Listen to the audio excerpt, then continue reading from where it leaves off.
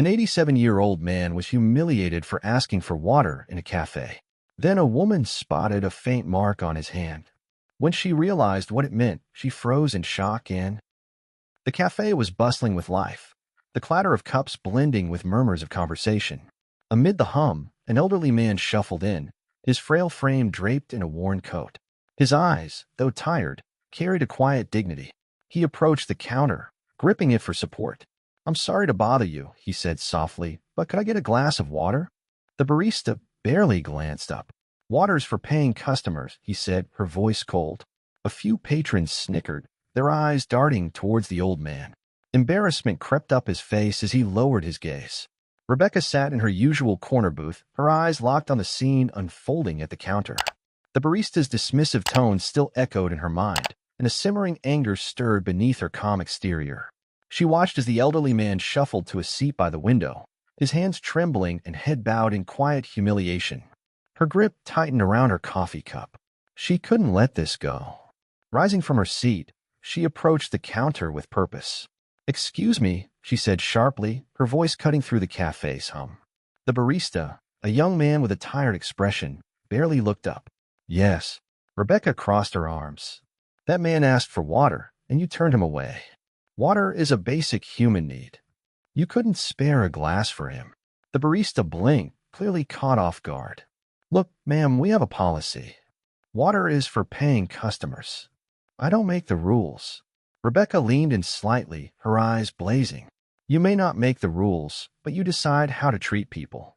That man didn't come in here looking for charity. He asked for water, and you humiliated him in front of everyone." A few nearby customers turned their heads, sensing the rising tension. The barista shifted uncomfortably. "I didn't mean to humiliate anyone," he muttered. "Well, you did," Rebecca shot back. "And if this is how you treat an elderly man in need, you should be ashamed."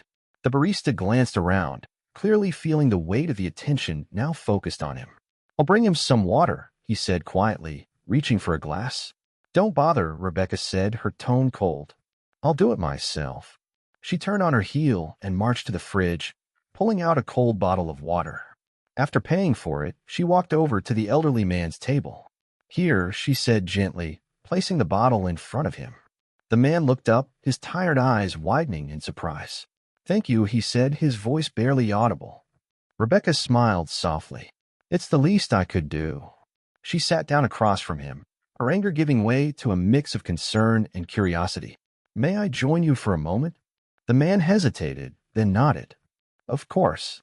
Rebecca studied him for a moment, noting the lines etched deeply into his face, the weariness in his posture. Then her eyes fell on his hands resting on the table.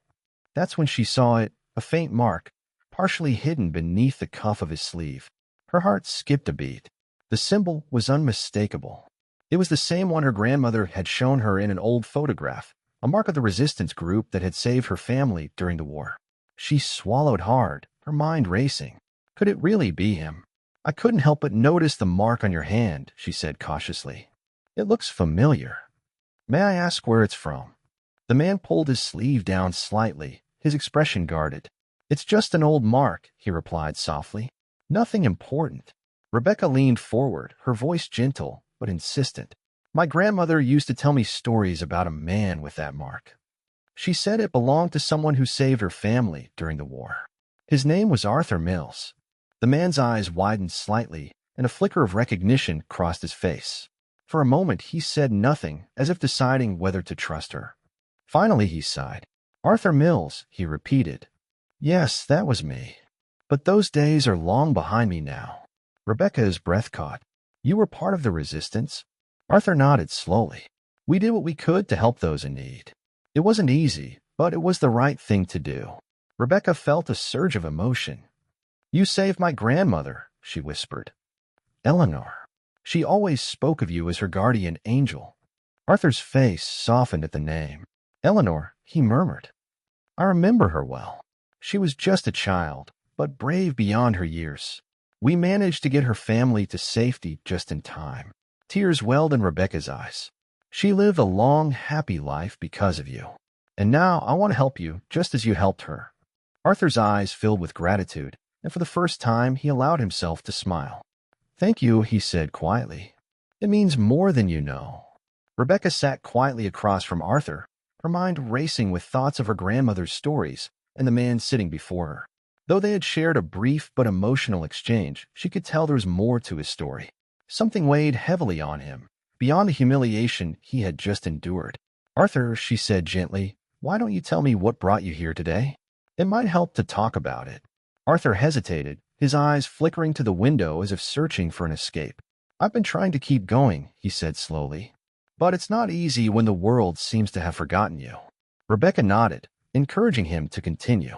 I lost my wife 5 years ago, he admitted. She was my anchor. After she passed, things started slipping away.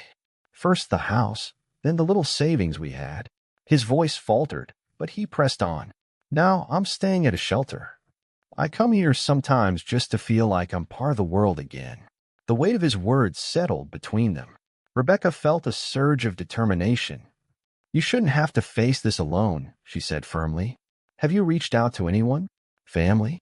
Friends? Arthur shook his head. No one left, he said simply.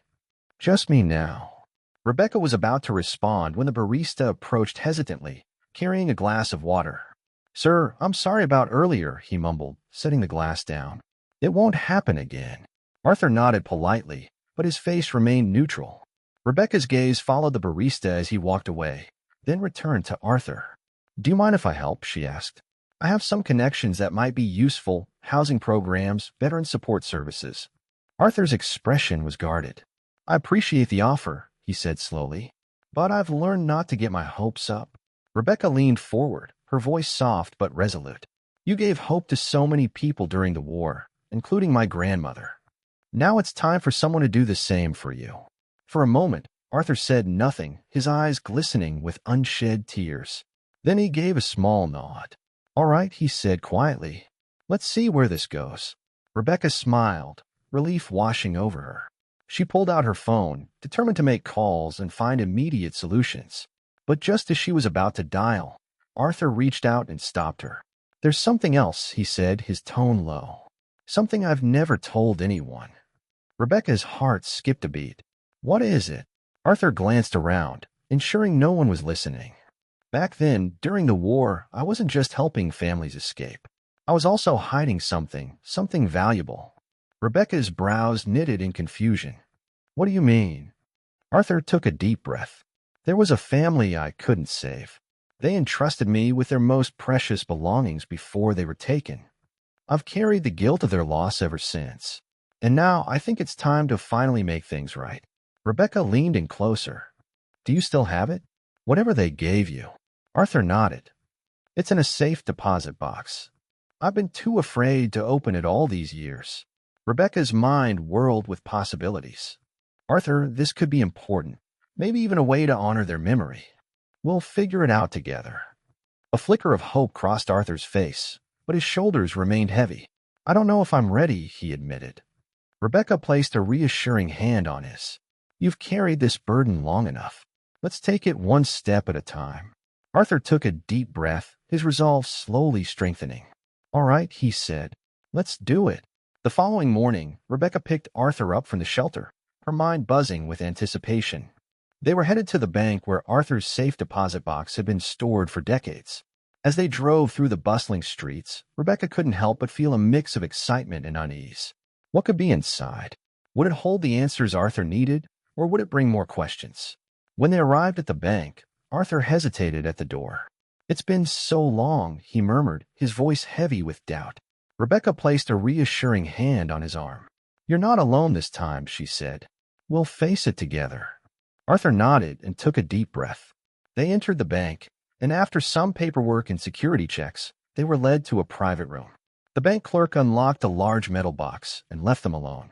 Arthur stared at the box for a moment, his hands trembling. I've carried the weight of this for years, he said. Whatever's in here. I hope it was worth it. Rebecca offered a gentle smile. Let's find out. With a deep breath, Arthur opened the box. Inside were several items wrapped in faded cloth. He carefully unwrapped them, revealing an old journal, a set of intricate jewelry, and a small photograph of a family, a man, woman, and 2 young children. Arthur's hands hovered over the photo, his eyes welling with tears. This was the family, he said quietly. The last time I saw them was the day they were taken. Rebecca leaned in, examining the photograph. Her breath hitched. Wait, I recognize this symbol. She pointed to a pendant the woman in the photo was wearing. It matches the mark on your hand. Arthur nodded. It was their family crest. They said it had been passed down for generations. Rebecca carefully picked up the journal. Do you think it might hold any clues? Arthur shrugged. I never had the courage to read it. Rebecca opened the journal, flipping through the delicate pages. Most were filled with handwritten notes in a language she couldn't understand. But as she neared the end, her eyes landed on a page written in English. To whoever finds this, she read aloud. If we do not survive, please ensure our story is told. This journal contains the names of those who resisted, those who fought, and those who fell. Let their sacrifices not be forgotten. Arthur's expression hardened with resolve. It's a record, he said, a testament to the lives we fought for. Rebecca's mind raced. Arthur, this could be invaluable. If these names are verified, it could rewrite parts of history. Families might finally know what happened to their loved ones. Arthur nodded slowly. Then we must make sure it reaches the right people. Suddenly, Rebecca's phone buzzed. She glanced at the screen and frowned. It was a call from her office. Sorry, I need to take this, she said, stepping out of the room. Arthur used the moment alone to stare at the photograph. He gently touched each face, memories flooding back. But as he did, something caught his eye, a small piece of paper tucked inside the photo's frame. His hands trembled as he pulled it out. It was a note, scrawled in hurried handwriting. Arthur's heart raced. Before he could process it, Rebecca returned. Everything okay? She asked. He quickly showed her the note. Look at this. The crest holds the key. What do you think it means? Rebecca's eyes widened. The pendant in the photo, it must have some hidden significance. Arthur nodded. But the pendant was with the family when they were taken. I assumed it was lost forever. Rebecca's mind was already working. Maybe not, she said. If we can trace the family's path, we might find where it ended up. This could be the key to uncovering even more. Arthur's eyes lit up with a mix of hope and determination. Then let's find it. As they left the bank, Rebecca received an unexpected call from a historian she had contacted the night before. The historian was eager to meet, claiming to have crucial information about the symbol and its origins. The meeting was set for that afternoon. As they drove to the meeting, Rebecca noticed a black car following them. She didn't mention it to Arthur at first, but when the car continued to tail them through multiple turns, her concern grew. Arthur, she said quietly, I think we're being followed. Arthur glanced in the side mirror, his expression darkening. If they know about the journal, we could be in danger. Rebecca tightened her grip on the steering wheel. We need to lose them. Rebecca gripped the steering wheel tightly as she maneuvered through the city streets, her heart pounding in her chest. The black car was still behind them, its presence a growing threat. She glanced at Arthur, who sat tensely beside her, clutching the journal. We can't lead them to the historian, she said, her voice steady despite the tension. We need to shake them off. Arthur nodded. Do what you have to do. I trust you. Rebecca made a sudden left turn, narrowly avoiding a collision with oncoming traffic. The tires screeched, and the black car followed closely behind. She accelerated, weaving through the streets, her mind racing with possible escape routes. Finally, she spotted a narrow alleyway. Without hesitation, she turned sharply into it, the car barely squeezing through. The alley was a maze of twists and turns, and Rebecca used it to her advantage, taking sharp corners and doubling back. After several tense minutes, they emerged onto a quiet street. Rebecca pulled into a parking garage and turned off the engine, her hands trembling. Arthur peered out of the window. I think we lost them, he said quietly. Rebecca nodded, her breathing heavy. Let's hope so. They sat in silence for a moment, the gravity of the situation sinking in. Then Rebecca's phone buzzed. It was the historian, Dr. Evelyn Porter, calling to confirm their meeting. We'll be there soon, Rebecca said, her voice steady. We had a bit of a deeter. When they arrived at the historian's office, a small but well-kept building in a quiet neighborhood, Rebecca scanned the street for any sign of the black car. Seeing none, she and Arthur hurried inside. Dr. Porter, a middle-aged woman with sharp eyes and an air of authority, greeted them warmly. Rebecca, Arthur, she said, shaking their hands. I've been looking forward to this meeting. They followed her into a cozy office lined with shelves of old books and documents. Dr. Porter wasted no time. You mentioned a journal and a symbol, she said, motioning for them to sit. Let me see what you've found. Arthur carefully placed the journal on the desk, and Dr. Porter's eyes lit up as she examined it. This is extraordinary, she murmured, flipping through the pages. The names, the accounts. This could fill in critical gaps in our understanding of the resistance network. Rebecca leaned forward. We also found this. She showed Dr. Porter the photograph and the note. The crest holds the key. Dr. Porter's eyes narrowed as she studied the image. This crest, she said, pointing to the pendant. It's rare, but I've seen it before. It's said to be a symbol of protection and secrecy. Some believe it contains hidden compartments or messages. Arthur's eyes widened. But the pendant was lost with the family. How can we find it? Dr. Porter tapped her chin thoughtfully. If the family was taken to a specific camp, their belongings might have been cataloged. Some of those records have been preserved. I can start digging, but it will take time. Rebecca nodded. Do it. We'll wait. As Dr. Porter began her search, Rebecca's phone buzzed again. This time, it was an unknown number. She hesitated but answered. Rebecca, a deep voice said, You don't know me, but I know what you're looking for. The pendant. Meet me at the old railway station at 8 p.m. tonight. Come alone. The line went dead. Rebecca's heart raced.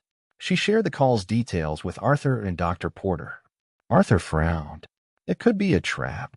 Rebecca nodded. It could also be our only lead. Dr. Porter looked concerned. If you go, you must be careful. Take someone with you, but keep them out of sight. Later that evening, Rebecca arrived at the dimly lit railway station, the journal safely tucked in her bag. She scanned the area, her senses heightened. Arthur waited nearby in the car, ready to intervene if necessary. A shadowy figure emerged from behind an old train car. Rebecca, the man called softly. She stepped forward cautiously. Who are you? The man stepped into the light, revealing a rugged face with deep-set eyes. My name is Daniel. I used to work at one of the camps where the family you're searching for was taken. I know where the pendant is. Rebecca's eyes widened. Why are you helping us? Daniel sighed. I've lived with the guilt of what happened for years. If I can't help bring some closure, maybe I can finally find peace. He handed her a folded piece of paper. This is the location of a storage unit where confiscated items were kept. The pendant should be there.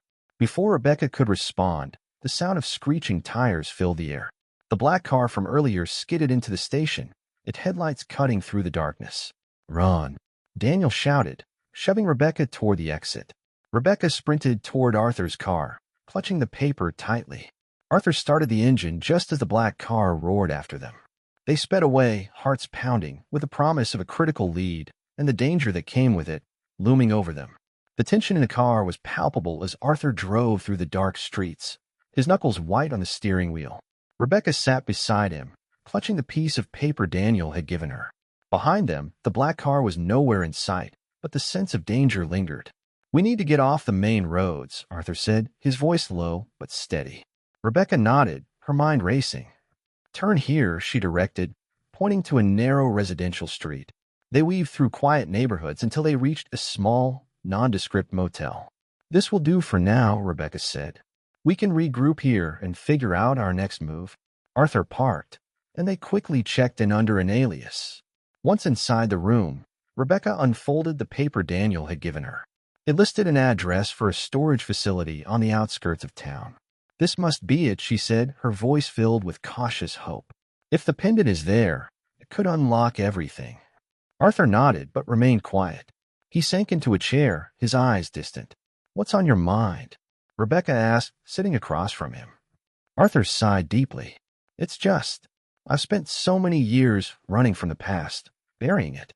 Now it feels like it's all rushing back at once. Rebecca placed a reassuring hand on his. You've carried this burden alone for too long. We're in this together now. Arthur gave her a faint smile, but his eyes were still clouded with worry. What if the pendant isn't there?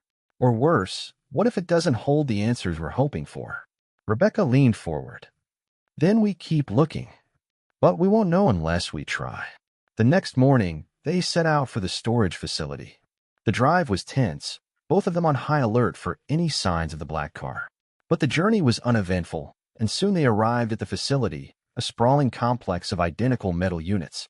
Inside the office, a clerk greeted them with a bored expression. Rebecca handed him the paper.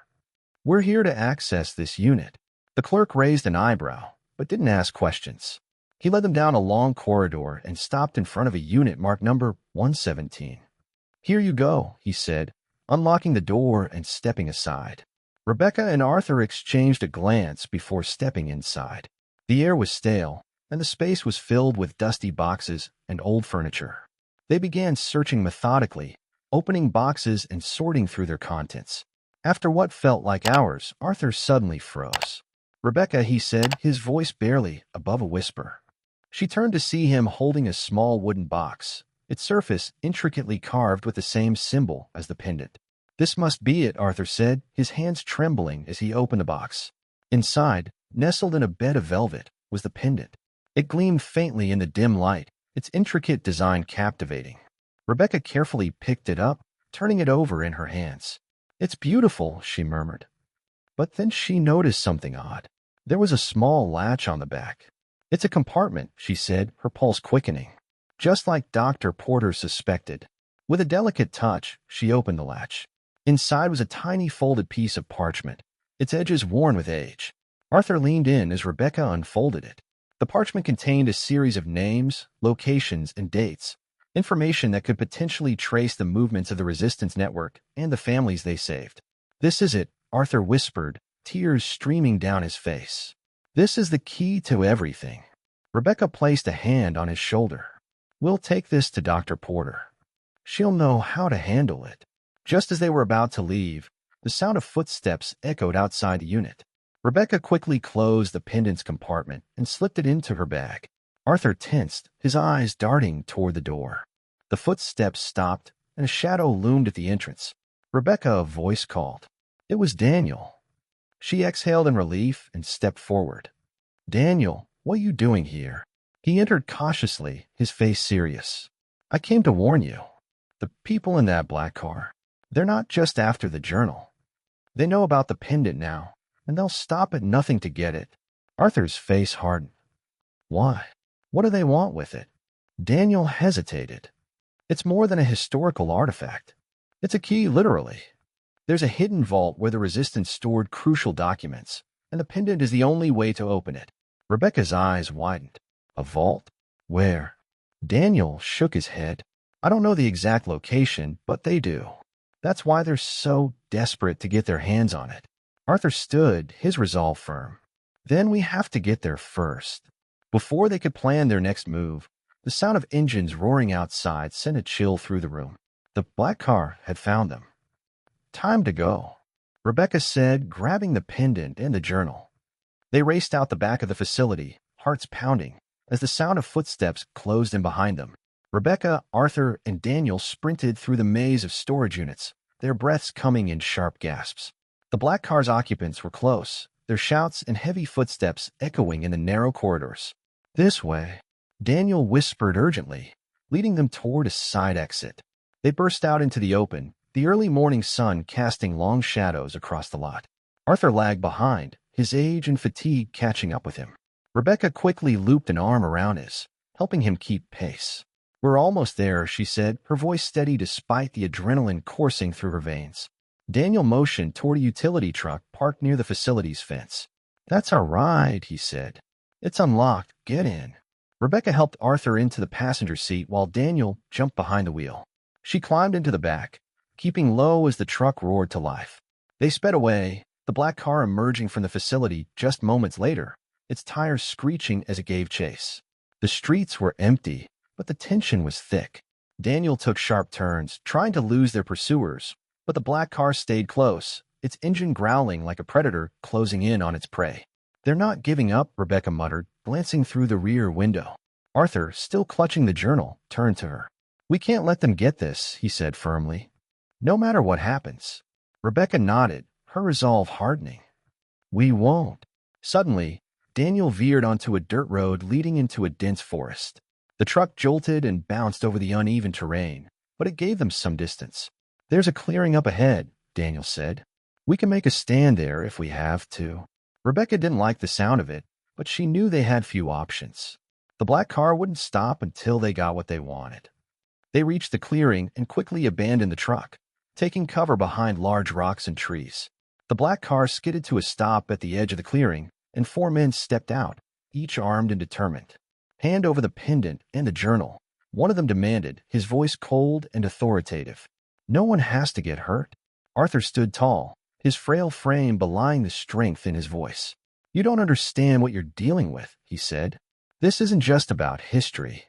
It's about the lives and legacies of people who fought for freedom and justice." The leader sneered. "We're not here for a history lesson, old man. You've got 5 seconds. Rebecca stepped forward, her hands raised. "Wait," she said. "If you want the pendant, you'll have to take me too." Arthur's eyes widened. "Rebecca, no." But before he could protest further, Daniel quietly slipped behind the men, using the forest shadows as cover. He motioned for Rebecca to keep them distracted. Rebecca met the leader's gaze, her voice unwavering. "You might get what you want, but you'll never understand its value. That pendant represents sacrifice, hope, and survival. You'll reduce it to nothing but a key for your own gain." The leader's smirk faltered for a moment, but he quickly recovered. Enough stalling. He raised his hand to signal the others. Before they could act, Daniel emerged from behind, swiftly disarming one of the men and using his weapon to cover the others. "Drop your guns," he ordered. Chaos erupted. The remaining men hesitated, unsure of their next move, but Rebecca seized the moment. She lunged for the journal and pendant, tucking them safely into her bag. Arthur stayed close, ready to protect the items with his life if necessary. One of the men made a move toward Daniel, but Rebecca threw a rock, striking him in the shoulder and buying them precious seconds. Daniel used the distraction to disarm another, while Rebecca and Arthur sprinted toward the forest. "Go," Daniel shouted. "I'll hold them off." Rebecca hesitated for a moment, torn between helping Daniel and ensuring Arthur's safety. Arthur placed a hand on her shoulder. "We have to trust him," he said. With a heavy heart, Rebecca nodded, and they disappeared into the forest. Hours later, Rebecca and Arthur emerged on the other side of the forest, exhausted but determined. They found refuge in a small cabin owned by one of Rebecca's trusted contacts. As they sat by the fire, Arthur looked at Rebecca, his eyes filled with gratitude and admiration. "You've shown more courage today than most people do in a lifetime," he said. Rebecca shook her head. "I couldn't have done it without you. Your strength and your story are what kept us going." Arthur smiled faintly. "For years, I thought my story was over. But now I see it's just another chapter. And this time, I'm not alone." Rebecca felt a surge of hope. "We'll get through this, Arthur. Together." As they rested, Rebecca's phone buzzed. It was a message from Dr. Porter. "I've traced the vault's location. We need to act fast." The journey wasn't over yet, but they were ready. The cabin was quiet, save for the crackling of the fire. Rebecca sat by the window, staring out into the darkness as she mulled over Dr. Porter's message. They finally had the location of the vault, the culmination of everything Arthur had been protecting all these years. Arthur approached, his steps slow but purposeful. "What did Dr. Porter say?" he asked, his voice steady despite the weight of their situation. Rebecca turned to him, her eyes filled with determination. "The vault is located in an abandoned church on the outskirts of the city. We need to move quickly before those men catch up." Arthur nodded, his expression resolute. "Then we go at first light." At dawn, they prepared for the journey. Daniel arrived at the cabin, his face bruised but his spirit unbroken. "They lost track of me after the forest," he said, "but they'll be back on our trail soon." Rebecca laid out their plan. "We'll split up once we reach the church. Daniel, you'll cover the entrance. Arthur and I will head straight for the vault." Daniel frowned. What if they're already there? Rebecca's jaw tightened. "Then we do whatever it takes to keep the pendant and journal out of their hands." Arthur placed a hand on Rebecca's shoulder. "We've come this far. No matter what happens, we finish this." The abandoned church stood in eerie silence, its once majestic facade now worn and crumbling. Vines crept up the stone walls, and the wooden doors groaned as they pushed them open. Inside, dust motes danced in the dim light filtering through broken stained glass windows. According to Dr. Porter, The vault should be beneath the altar, Rebecca said, leading the way down the aisle. Arthur followed closely, his steps steady despite the weight of his years. Daniel lingered near the entrance, scanning for any signs of their pursuers. They reached the altar and began searching for a hidden mechanism. Arthur's fingers traced the carvings on the stone surface, searching for anything that felt out of place. Finally, his hand paused over an engraved crest, the same symbol as the pendant. "This is it," he said. "The pendant is the key." Rebecca quickly retrieved the pendant from her bag, placed it into the crest.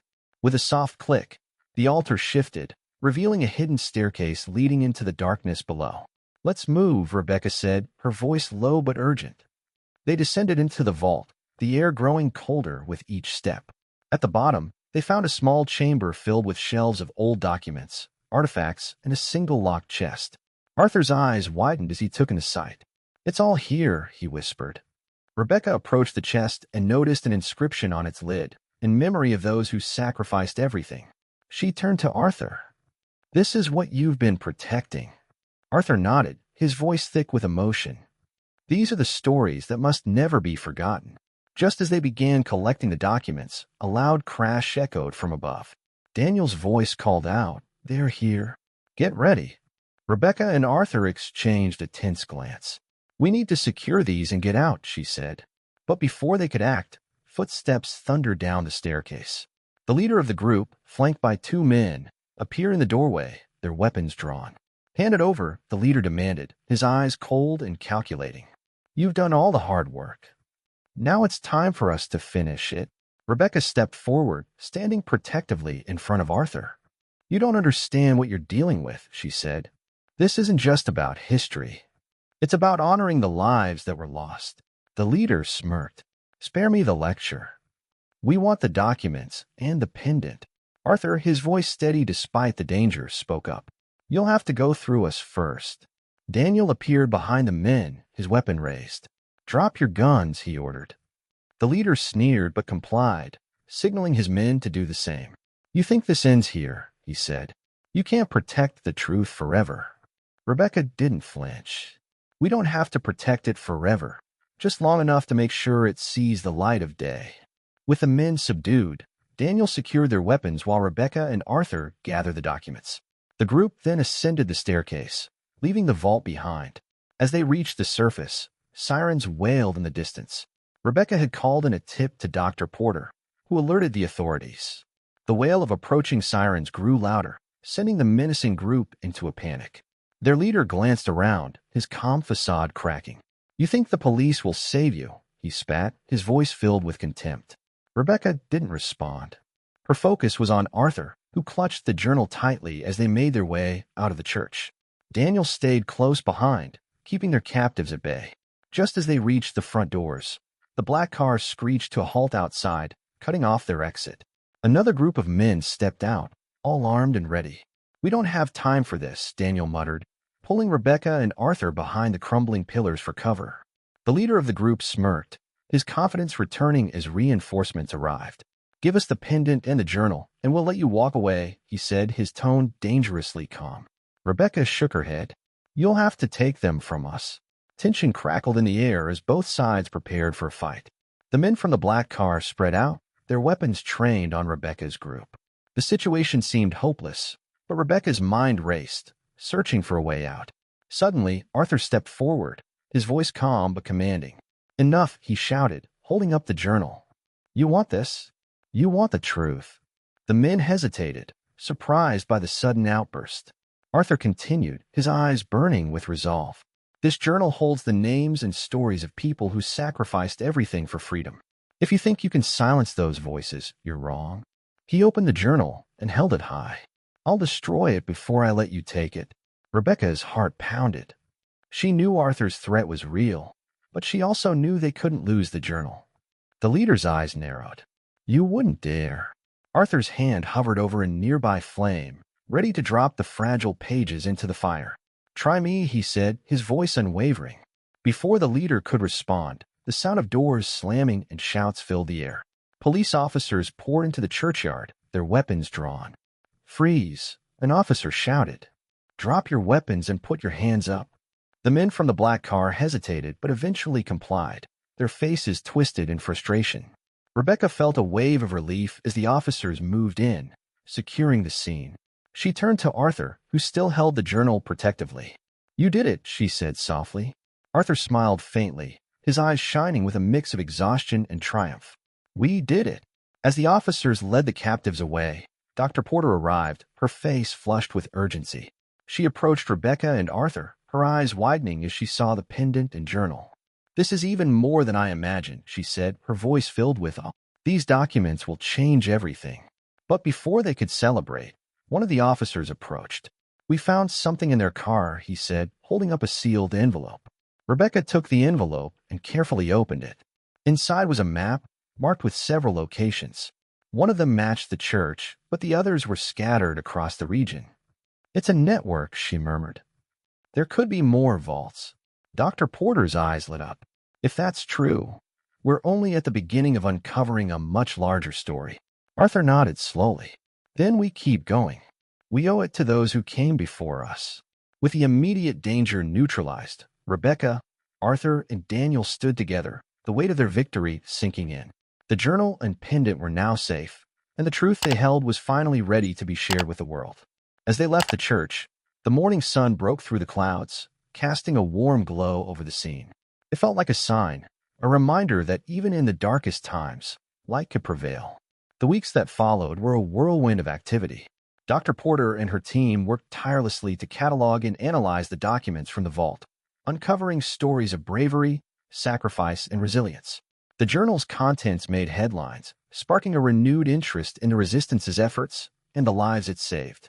Arthur, once burdened by the weight of his past, now found himself celebrated as a living testament to history. Interviews and public appearances became part of his routine, though he always approached them with humility. One evening, as Rebecca and Arthur sat together in a quiet park, watching the sun dip below the horizon, Arthur turned to her. "I never imagined I'd live to see this day," he said, his voice filled with quiet wonder. "For so long, I thought those stories would die with me." Rebecca smiled, her eyes glistening. "You've ensured they'll live on for generations. That's a legacy few can claim." Arthur nodded, his expression thoughtful. "I've spent so many years in silence, haunted by what I couldn't change. But now, I see that even the smallest actions can ripple across time."